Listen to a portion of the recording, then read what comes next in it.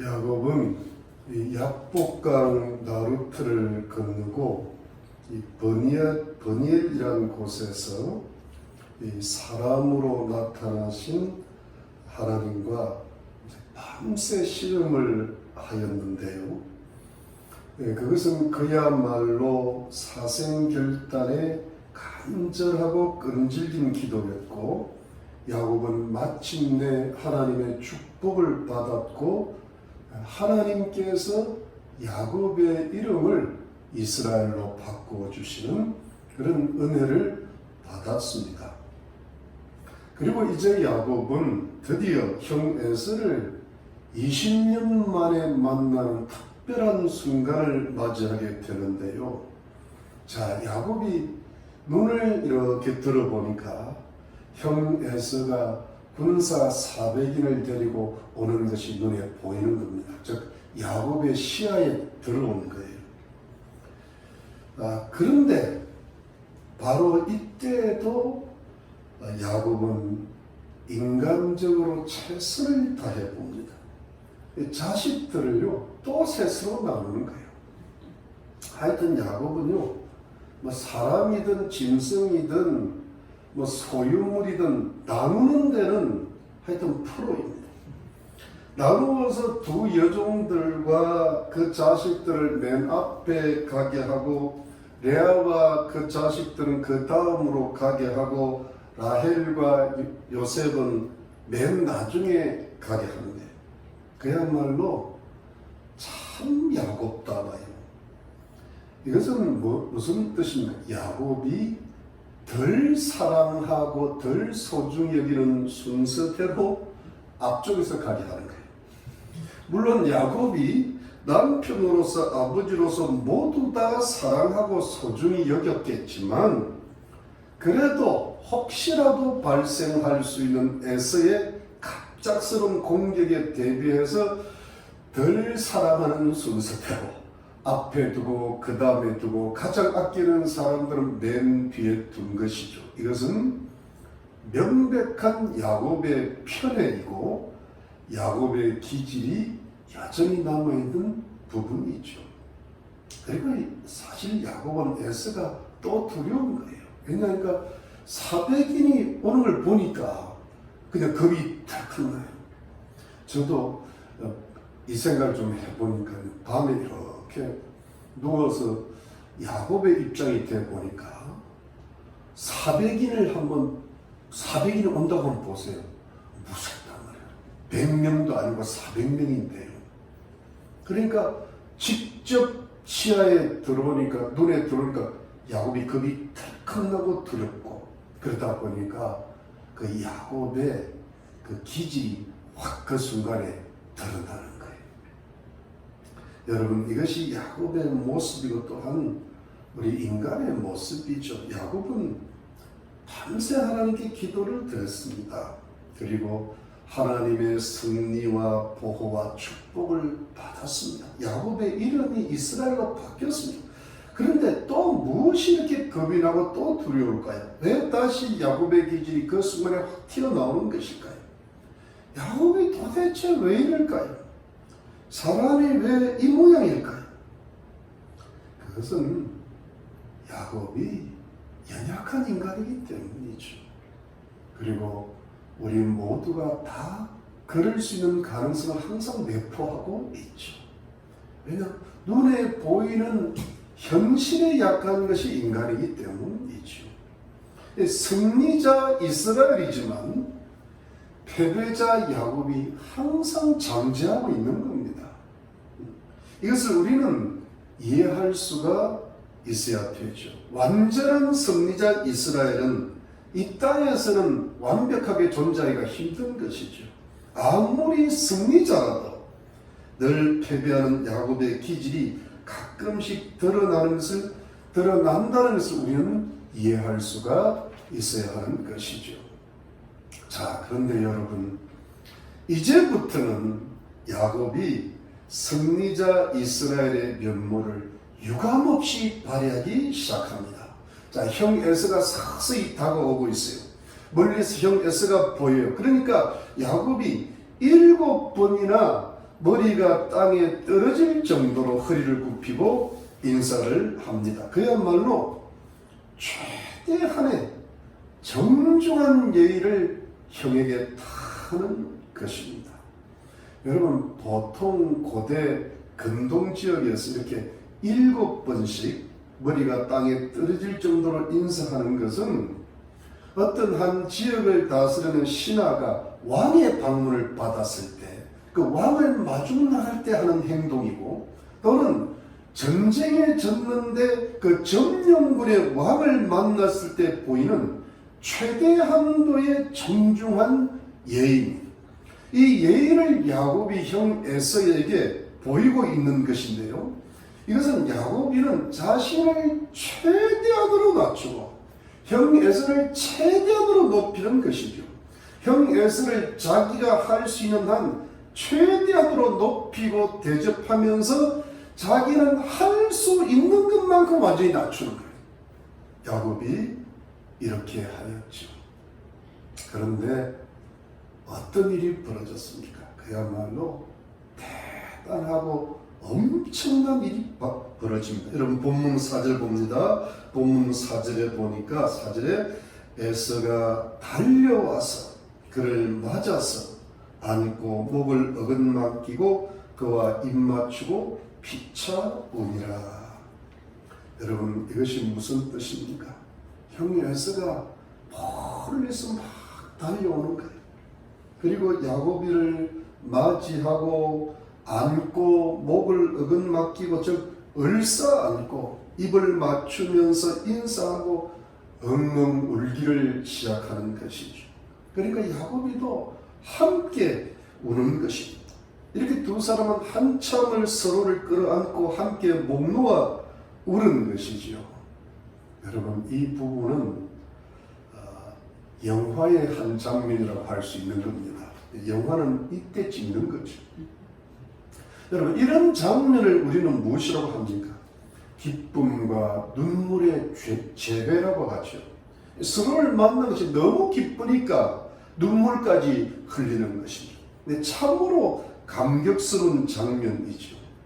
갈등이 많았던 동생과 형이 20년 만에 만난 특별한 순간입니다.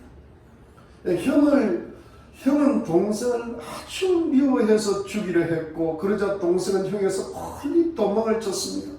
그러면서 서로를 향한 감정이 20년이나 어떤 방식으로든 쌓였던 거예요. 그런데 이것이 한순간에, 바로 이 날에 완전히 풀린 겁니다. 그야말로 용서와 화해의 순간이죠. 이런 순간이 야곱에게 찾아온 겁니다. 여러분, 바로 이 부분이 무엇입니까? 바로 이 부분이 야곱 인생의 승리의 한 순간이라고 할 수 있죠. 중요한 순간이에요. 이런 부분이 중요한 부분이죠. 여러분, 야곱은 바로 이 승리의 순간, 이 감격의 순간을 위해서 20년 동안 객지 생활을 하면서 고생을 했다고 해도 과언은 아니에요. 야곱은 형 에서를 철저히 속였거든요. 그래서 형 에서의 큰 미움을 받았거든요. 형이 동생을 죽이려고 했잖아요. 그래서 도망가서 죽으라고 오래 고생을 했습니다. 그러면서 그 오랜 세월 동안 야곱이 깨달은 것이 무엇입니까? 야곱이 자기가 많이 악했다는 거예요. 자기가 많이 잘못을 저질렀다는 거예요. 자기가 정말 야비한 사람이라는 것이죠. 특별히 형 에서에게 내가 정말 못할 짓을 했다는 생각이 드는 거예요. 이것을 깨달아가는 과정이 인생이고 신앙이 성숙하는 과정이지요. 그래서 야곱은 하란에서 가나안 땅으로 올 때에 최선을 다했어요. 하나님께 기도도 많이 했어요. 그야말로 목숨을 건 기도가 있었지요. 그리고 인간적으로는 형에게 야곱으로서 할 수 있는 최선을 다했어요. 예물로나 말로나 태도로나 예의로나 자기가 할 수 있는 최선을 형에게 다했습니다. 마치 옛날에 속였던 것을 다 감묻듯이 말입니다. 그리고 그 결과가 무엇이었어요? 바로 오늘 이 순간의 승리예요. 여러분, 오늘의 승리가 무엇입니까? 형 에서의 마음이 완전히 풀린 거예요. 형 에서가 동생 야곱이를 완전히 용서한 거예요. 그리고 동생과 형이 완전히 화해하는 기쁨과 감격의 순간을 맞이하게 된 것이죠. 여러분, 이것이 야곱의 승리의 순간인데요. 성도님들, 왜 이 부분이 이 야곱의 인생의 중요한 순간이고 우리 성도님들의 인생의 중요한 순간이 되어야 되는가 하면, 그것은 형 에서와의 인간적인 관계에서 매우 심하게 꼬였던 매듭이 풀어지고 진정한 화해와 평화를 누려야만이, 이 순간이 반드시 있어야만이 그 다음에 야곱이 비로소 가나안 땅에서 아주 자유롭게 살 수가 있기 때문입니다. 그래야 야곱이 하나님의 언약의 후계자로서, 하나님의 축복의 상속자로서 아주 자유롭게, 아주 당당하게 가나안 땅에서 하나님의 사람으로 살아갈 수가 있기 때문입니다. 즉, 사랑하는 성도님들, 이것은 어떤 하나님의 영적인 교훈을 우리 모두에게 주는가 하면, 인간적으로 묶여있는 매듭이 반드시 풀려야 하나님을 신앙하는 영적인 일에 완전한 자유가 생긴다는 것이죠. 즉, 하나님과의 관계에서 완전한 자유를 얻으려면 인간과의 관계에서도 어떤 승리를 얻어야 한다는 영적인 교훈이죠. 그래서 여러분, 하나님의 일과 인간의 일이 서로 떨어진 것이 결코 아니라 서로 하나로 연결되어 있다는 교훈입니다. 그래서 땅의 일과 하늘 일이 이렇게 연결되어 있다는 그런 뜻이죠. 그러므로 성도님들, 우리 하나님의 백성들이 이 인간관계에서 승리를 하는 게 굉장히 중요한데, 그렇게 매였고 꼬였던, 이렇게 뭉쳤던 인간관계의 매듭이 풀리면서 이 승리를 이루어나가는 게 중요한데, 이 인간관계에서의 승리를 얻는 아주 중요한 비결이 무엇일까요? 그것이 바로 지극한 겸손이에요. 이 지극한 겸손은요, 뭐라고 표현하기가 좀 힘든데, 저는 이 겸손이라는 단어는 우리 성경에 나오는 그 성경적 용어 중에 신비한 용어들이 한 몇 가지 있는데, 그 중에 첫 번째가 겸손이라는 단어예요. 굉장히 신비한 단어. 이것은 인간이 어떻게 쉽게 해결할 수 없는, 표현할 수 있는 단어인데, 그저 이렇게 표현합니다. 자신을 할 수 있는 한 최대한 낮추고 상대방을 할 수 있는 한 최대한 높이는 거예요. 이것이 겸손인데, 이것이 인생의 인간관계에서의 승리와 자유와 축복을 얻는 비결이 되는 것이죠. 야곱이 이것을 해서 승리한 거예요. 형 에서에게 7번이나 절을 합니다. 한 2번, 3번 해도 사실은 충분한 것 같은데, 어떤 뜻입니까? 형은 왕이요, 나는 신하라는 것입니다. 나는 점령을 당한 패배자요, 형은 점령을 한 승리자라는 뜻입니다. 그뿐 아니에요. 야곱은 형 에서를 항상 주로 높이면서 자신은 형의 종이라는 거예요. 여러분, 본문 5절 보실 거예요. 본문 5절에 보니까, 5절에 보면 에서가 눈을 들어 여인과 자식들을 보고 묻되 너와 함께한 이들은 누구냐? 야곱이 가는데 하나님이 주의 종에게 은혜로 주신 자식이니이다. 주의 종이라. 그러고요, 8절 봅니다. 8절에 에서가 또 가로되 나의 만난 바 이 모든 때는 무슨 까닭이냐? 야곱이 말하되 내 주께 은혜를 입으려 함이니이다. 그럽니다. 여러분, 13절 보겠습니다. 13절에 야곱이 그에게 이르되 내 주도 아시기니와 자식들은 유약하고 내게 있는 양떼와 소가 새끼를 데려선적 하루만 가히 멀면 모든 떼가 죽으리니 청컨대 내 주는 종보다 앞서 가소서. 이렇게 합니다. 자, 오늘 본문 범위를 좀 넘어가는 것 같은데 사실은 본문을 좀 늦게 잡았다가 줄인 게 이렇게 됐습니다. 다음 주에 계속될 것 합니다. 말마다 행동마다 야곱은 형 에서를 최대한 높이고 자신을 최대한 낮춥니다. 이것이 야곱의 지각한 겸손이죠.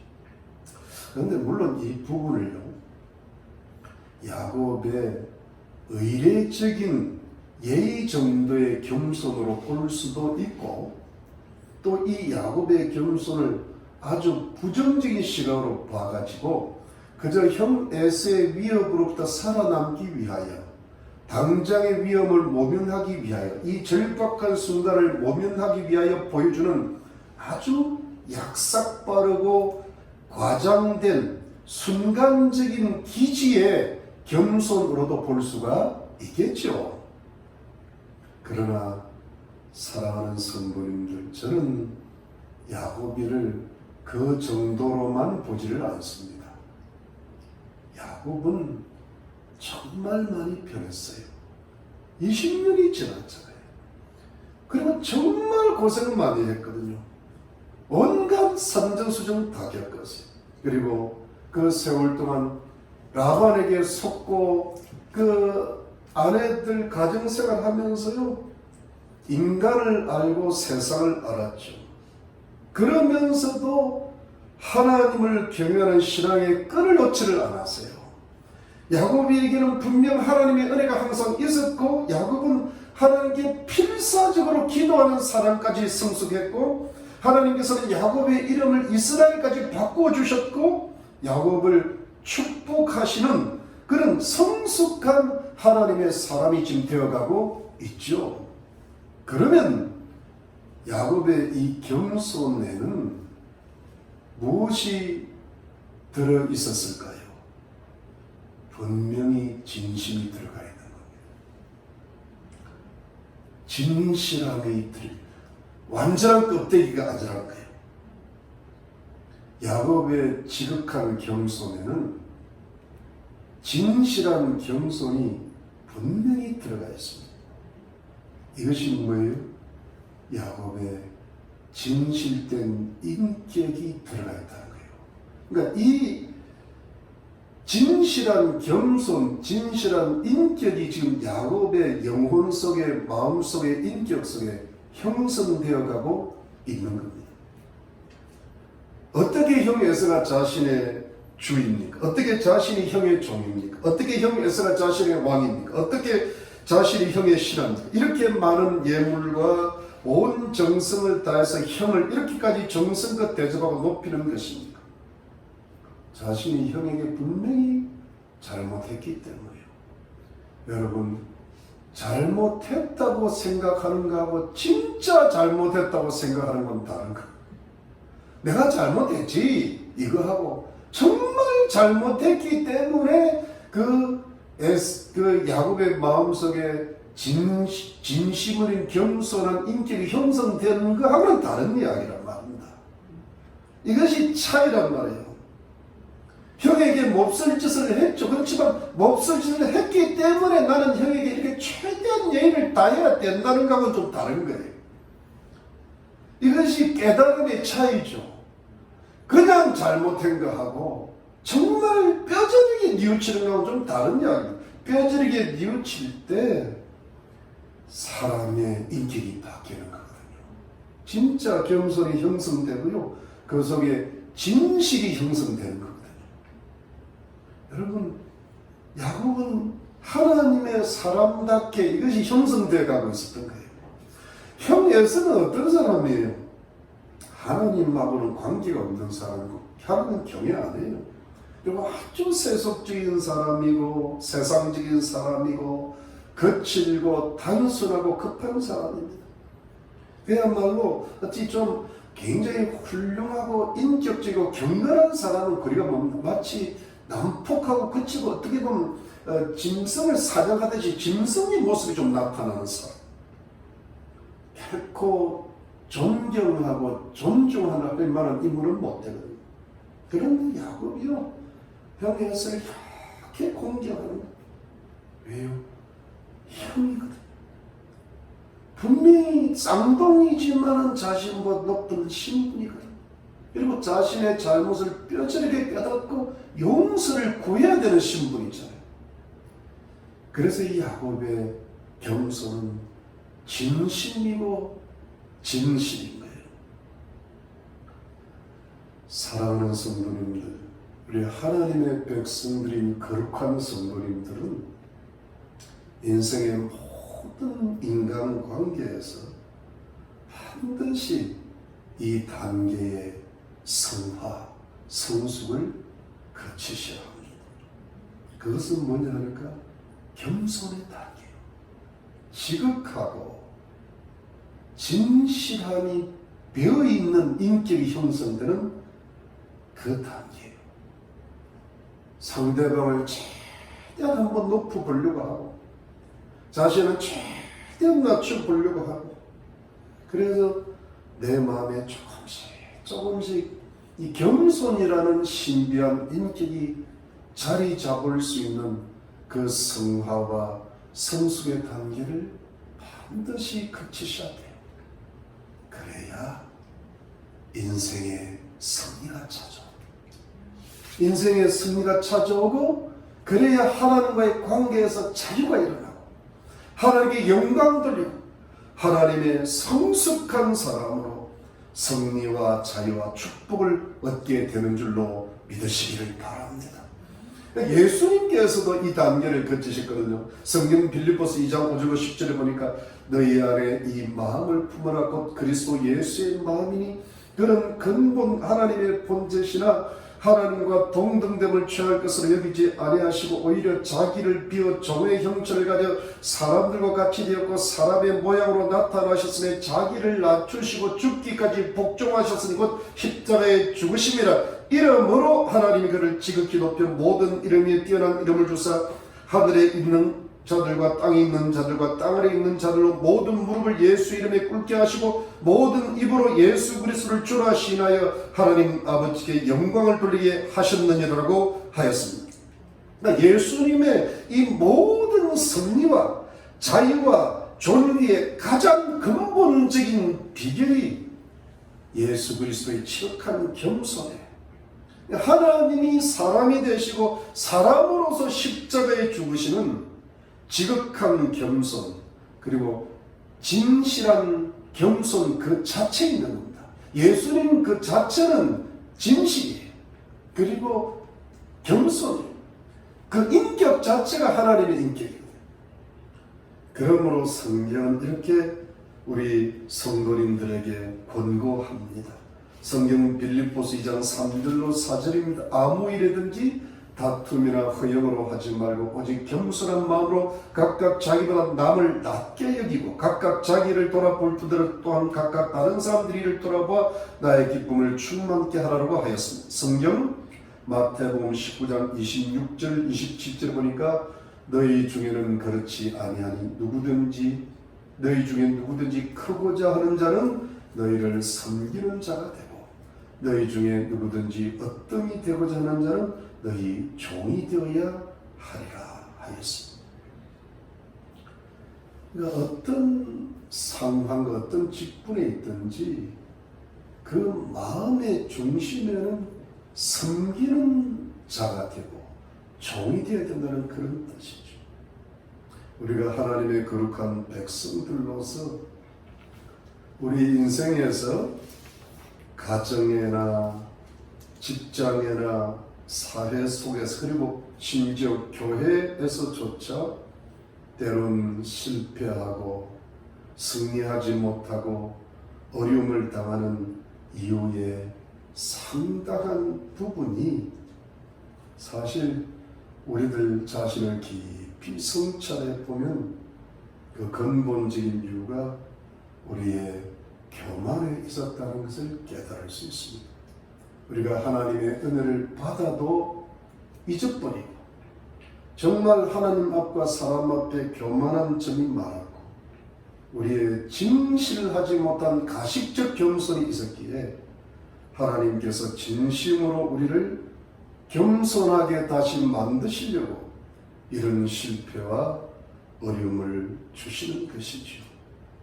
하나님 앞과 사람 앞에 지극히 진심으로 다시 겸손하시게 되면 하나님께서 다시 인간관계에서 승리를 주시게 되실 것입니다. 반드시 하나님께서 승리를 주시고 다시 높여도 주시고 자유도 주시고 축복을 주실 줄로 믿으시기를 바랍니다. 네.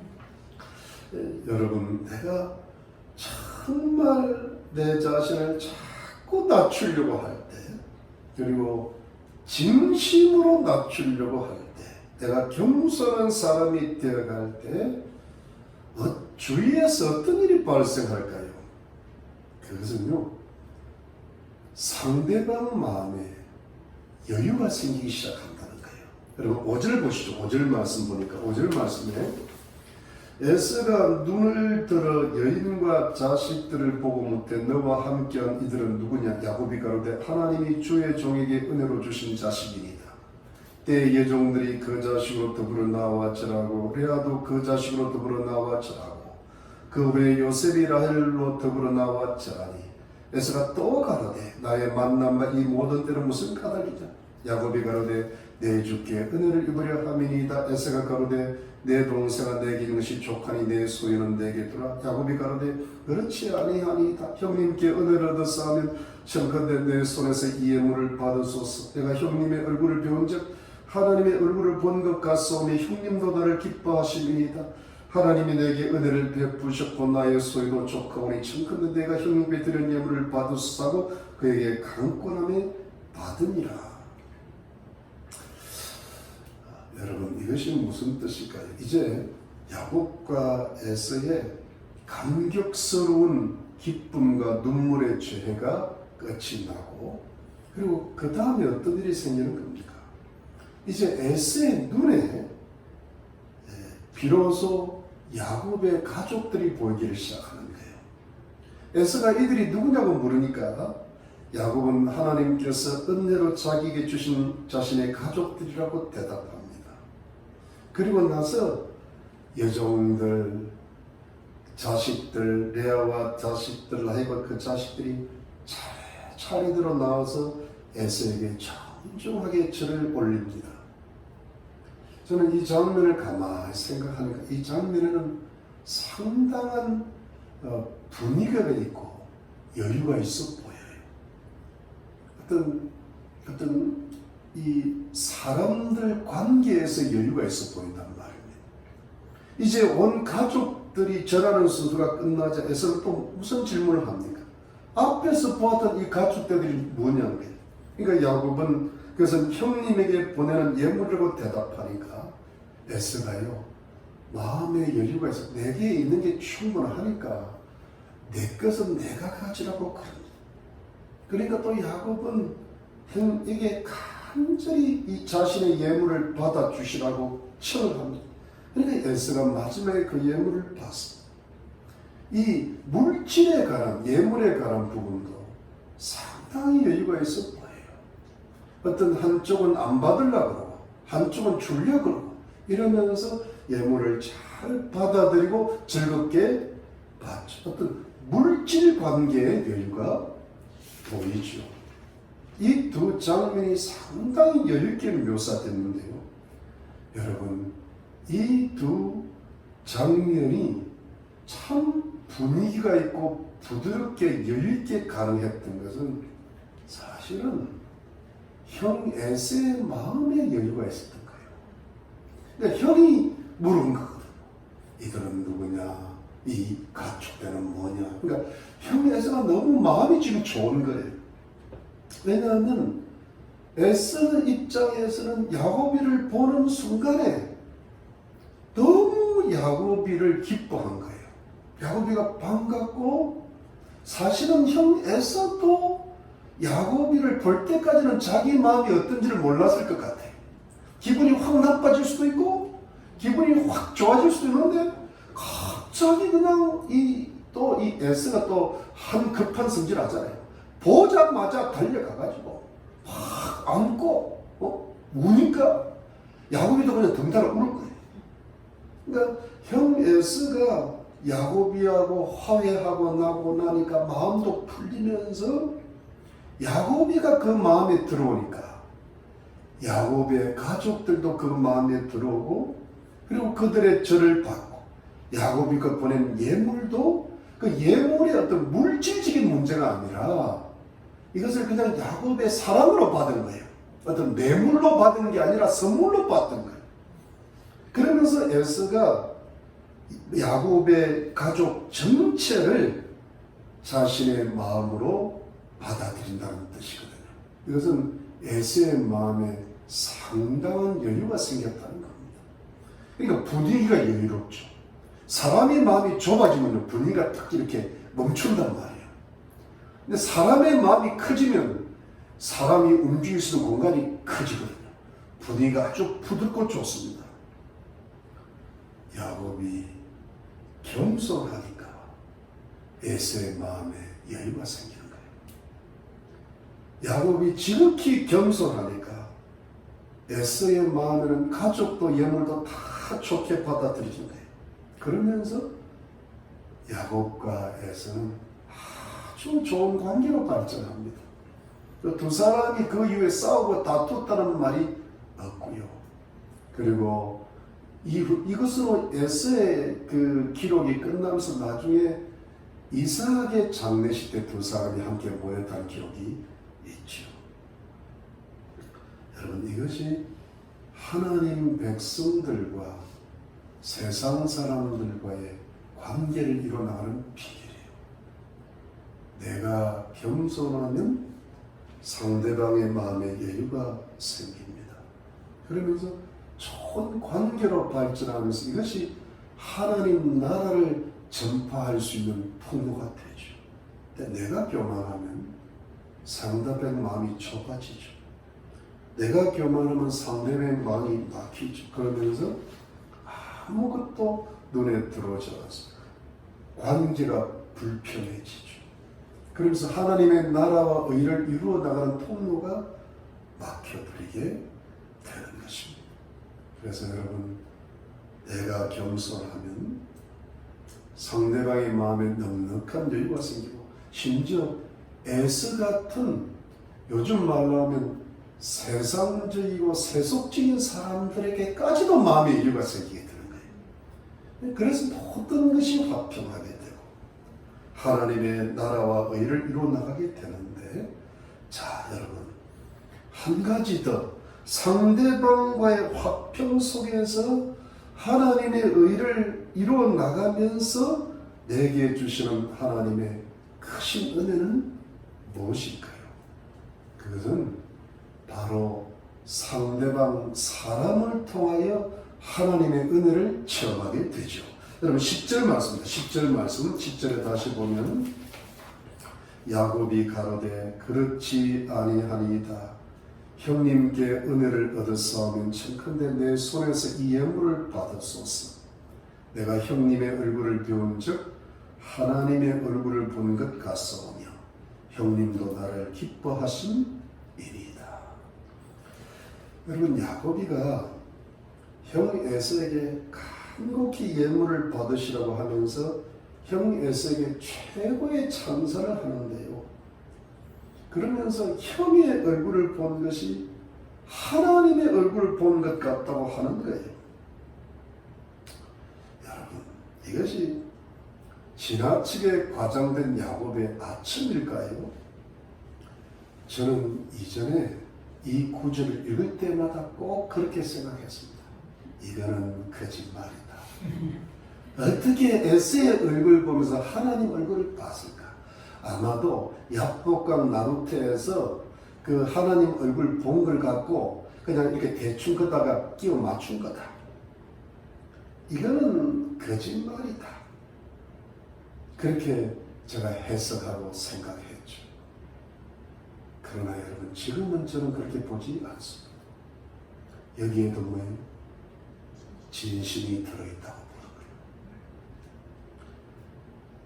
정말 겸손한 사람은 상대방이 누구더라도 큰 자든 작은 자든 가졌건 못 배웠건 그 속에서 하나님의 은혜, 하나님의 얼굴을 체험할 수 있습니다. 왜 제가 그걸 진심으로 볼까요? 그 이유는 아주 간단합니다. 정말 야곱은 형 에서의 얼굴에서 하나님의 얼굴을 보았기 때문에. 어떻게 야곱이가 형 에서의 얼굴에서 하나님의 얼굴을 보았을까요? 다른 게 아니죠. 에서가 너무나 야곱에게 잘해줬기 때문에. 에서의 환한 얼굴 속에서 야곱이는 하나님의 얼굴을 본 것이에요.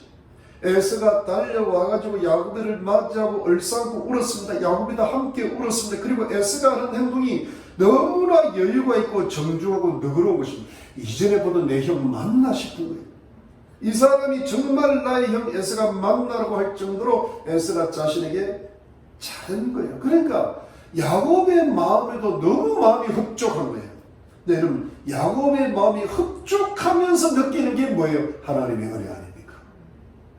사람을 만날 때 그 사람을 우리 밝고 자기를 진심으로 잘해줄 때 우리 성도가 느끼는 마음이 뭐예요? 하나님이 함께 하신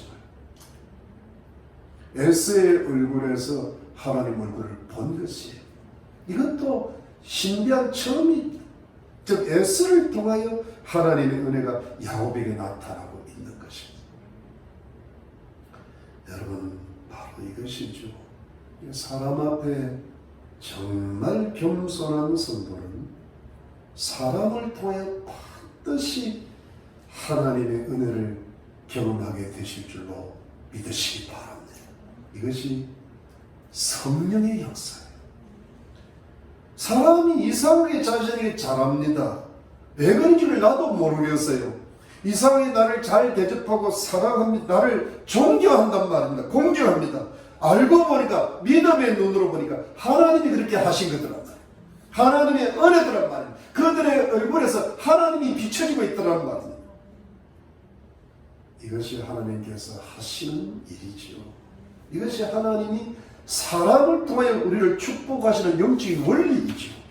이 은혜가 사람 앞에 자신을 낮추는 성도들에게 베푸시는 하나님의 크신 은혜의 나타냄인 줄로 믿으시기를 바랍니다. 성령의 역사예요. 그래서 여러분, 베드로전서 5장 5절로 6절입니다. 젊은 자들아, 이와 같이 장로들에게 순복하고 다 서로 겸손으로 허리를 동이라.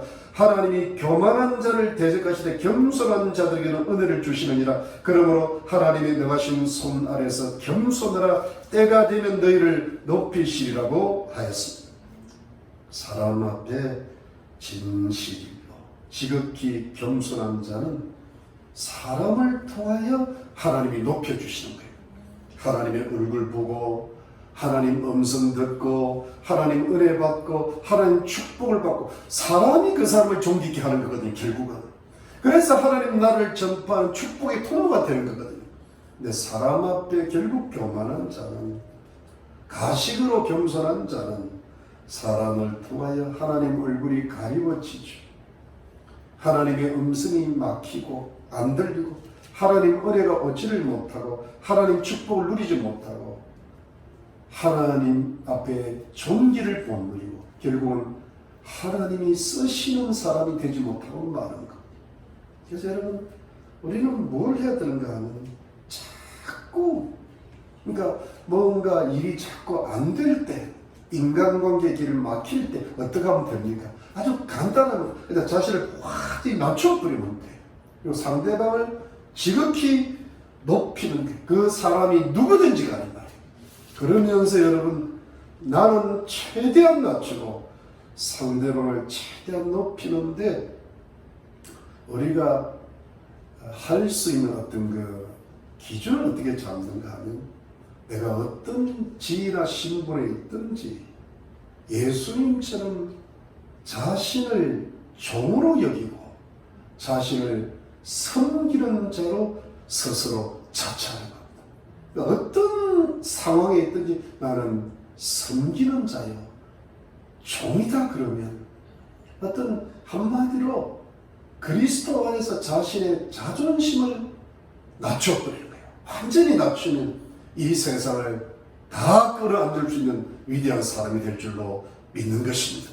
그래서 사람의 사랑과 존경을 받으시고 나아가서 하나님의 은혜와 축복을 주시고 하나님 나라를 확장하시고 하나님께 많은 영광을 돌리는 축복의 통로들이 되시기를 예수 그리스도 이름으로 축원합니다.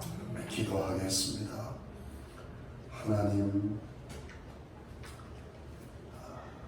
겸손이라는 것이 인간으로 만들어 나가기는 너무나 어려운 것이지만 우리가 하나님의 은혜 가운데 믿음으로 진심으로 살다 보면 이 진실하고 지극한 겸손의 인격이 우리의 마음속에 형성되게 하실 줄로 믿습니다.